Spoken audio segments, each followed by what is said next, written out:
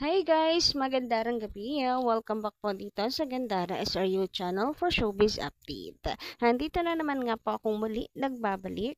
Ang nagmamaganda ninyo kachismosang Kimpaw, wala na pong iba, si Gandara, upang magatid sa inyo ng latest update and fresh happenings patungkol kay Kim Chiu and Paolo Avellino. And para nga po sa gabing ito, tatalakayin natin at pag-uusapan ay syempre yung nalalapit na kaarawan ng ating pong bebe, si Kim Chu. Siyempre, pinag-uusapan din, ano kayang balak? Ano kayang ganaps? Ano kayang surprises? Pero surprise nga, di ba? Pero ngayon pa lang, abay nabubuka na wari ang pinaplano na isang Paolo Avellino. Hoy, grabehan. Or pwede namang walang surprise, pero napag-usapan na nilang dalawa saan mag-spend together para celebrate ang birthday ni Kim. Yung private lang. So, pag-usapan nga natin yan, guys. Kasi syempre, chismosa tayo. Kailangan nating malaman yan. Charot. Anyway, bago tayo mag-start sa mga di pa nakasubscribe dito sa ating channel, maaari lamang na pindutin po ninyo ang subscribe button natin at notification bell na nandiyan sa baba para mag-updated po kayo at ma-notify tuwing may bago tayong chika at balita hinggil sa Kimpaw. Basta po mga balita na may kinalaman, kina Kim Chiu and Paolo Avellino, sagot na po natin yan. So, when naman ng comment ka po muna tayo guys para sa gabing ito from Madam Kitty Bells. Ayan, magandang gabi huy. Parang pangalawang beses ko nababasa. Ang kulit ng pangalan kasi Kitty Bells. Kaya natatandaan ko ang cute. Pag nababasa ko pangalan pa lang nag-good vibes na ako agad. Anyway, shoutout po sa inyo, Madam Kitty Bells. Magandang gabi. Sabi niya dito basta ako, Miss Gandara, antayin ko na lang ang ending nila. Maganda kasi ang pagtatagpo ng tadhana sa kanila.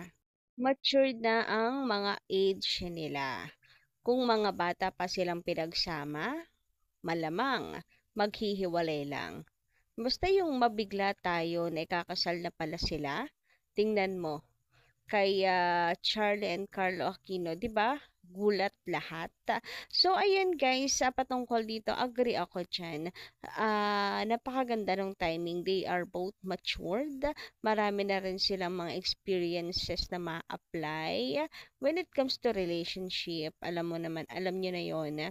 Mga naging problema, pagsubok, matured na sila. They know to handle a healthy relationship and super bagay sila. Tingin ko nga po ay sinadya ni Papa God na sila po ay pagtagpuin. Ika naman ni Lord, o sige, kung gusto mo talaga yan, ay susubukan ang iyong tiyaga. And mukhang pumasok naman. Nakapasa naman si Paolo Avellino sa pagsubok. Charot.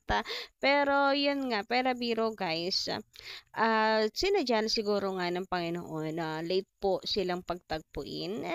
Alam niyo yung tinatawag na in God's perfect timing.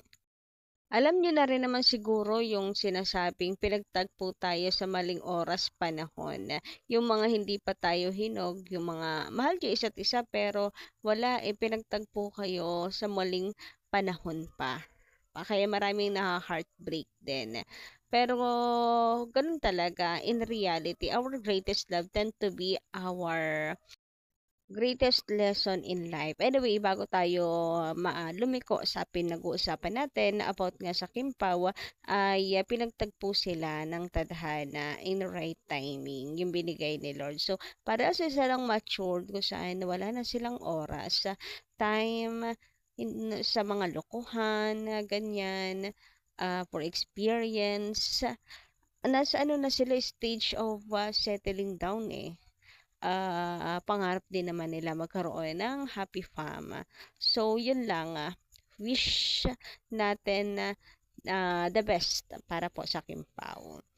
Yun lang. Anyway, sabi pa dito, Madam Emelita Brayones naman, Mercado, shoutout po sa inyo, magandang gabi.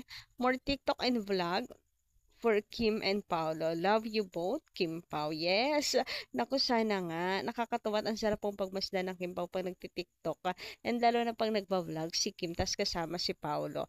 Hoy, parang lalo po tayo nagkikrave ng vlogs ng Kim Pao. Naku, sana ay may bago pang ma-upload si Kim Chu. Ang cute nilang tingnan. Ang super duper daming ayuda. Si Paolo ang cute kapag napapasayaw ni Kim. Madalang kasi sumayaw si Pao, kaya grabe din talaga yung kilig ng mga fans kapag napapasayaw siya ni Kim Chu. Parang kay Kim lang siya ganyan. Anyway, sabi pa dito ni Madam Lucena Galasaw, magandang gabi po sa inyo. Nawa Kim, turuan mo magsayaw si Pao. Marunong naman po yan. Napakamahiyain lang talaga ni Paolo Avellino. Anyway, usaping may love will make you disappear naman po tayo. Komento ni Madam Lydia Pareño, magandang gabi po sa inyo. Sabi niya dito, hello, napanood ko na po.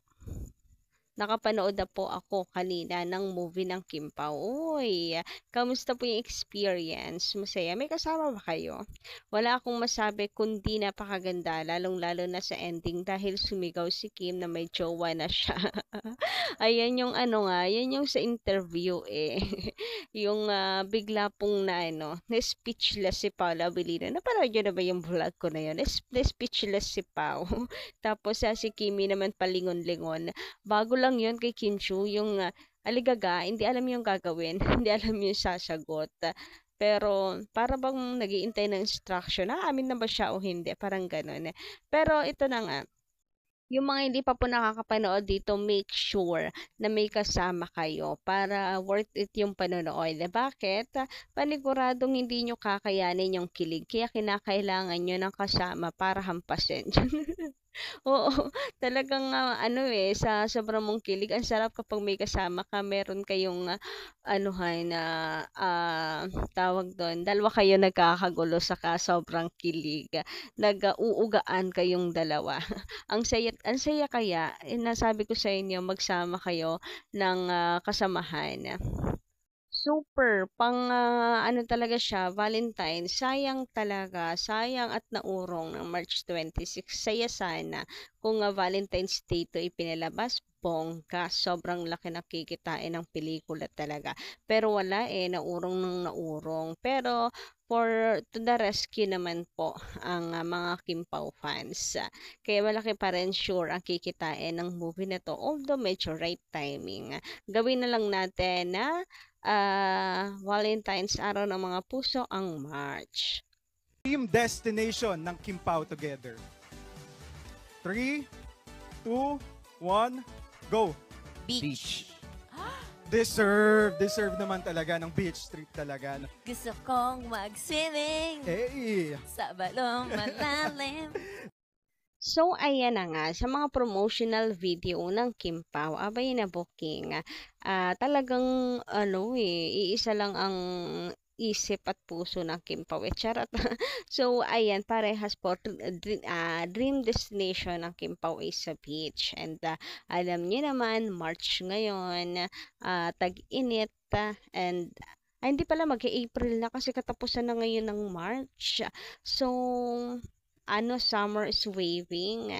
And April, birthday po ni Kim Chu. So, perfect guys. Kung sila po ay magbe-beach. Mukhang ito talaga yung plano ni Paula Avellino.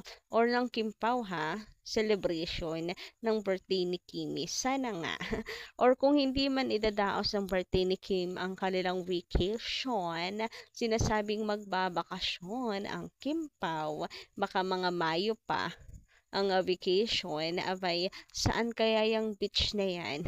Deserve na deserve ng Kim Pao ang magpalamig, ang maligo, ang mag-relax. Sana, ay updated din ang mga fans. Charot, okay lang kahit mag-solo silang dalawa. Anuhin nila, sulitin ang vacation. Ayan, and hoping pagkatapos ay good news naman ang bubulaga sa kanila. Another project na gagawin. Huy, sana nga po. O Kim, ayan, may kalakihan na rin naman yung kita ngayon ng movie. Local pa lang naman. Nabalitaan niyo na ba kung magkano? So, patok na patok naman na I hope na sana nga ay masundan pa ang projects nilang dalawa. Ano kaya to? Trial, testing ng Star Cinema. Kung bebenta ay i-official na laging magkakaroon ng tambak project ang Kim Pao. Parang ganyan. About sa teleserye naman, kayang-kaya, hook na hook naman ng Kim Pao ang mga casual viewers. Kita naman po natin sa What's Wrong with Secretary Kim and Lin Lang, pumatok naman po talaga at ang tataas ng rating. So sana, wag na po silang magdalawang isip na gawan po ng next project ang Kim Pao. So yun lang ating update. Thank you so much sa pakikinig and don't forget to click the subscribe button and notification bell for more updates. Maraming salamat!